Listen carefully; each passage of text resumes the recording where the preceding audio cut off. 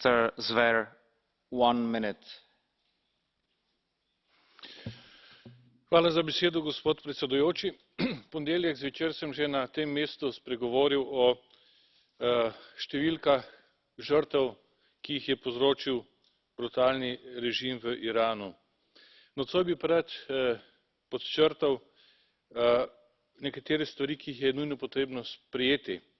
Najprej bi morali jasno in glasno podpreti v Evropski uniji opozicijo, uporniško gibanje, ki se bori za svobodo in demokracijo v Iranu. Potem bi morali redefinirati odnos z Iranom in ne smemo si pri tem zapirati oči, podobno kot ZDA bi morali tudi mi uvesti nove sankcije.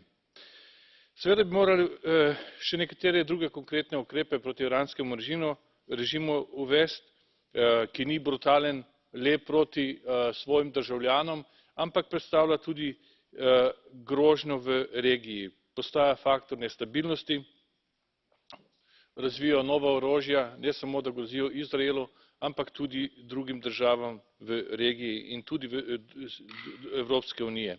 Skratka, ne bi bilo slabo, če bi organizirali tudi kakšno fact finding mission v Iran. Hvala lepa. Mrs. Regner, 1 minute.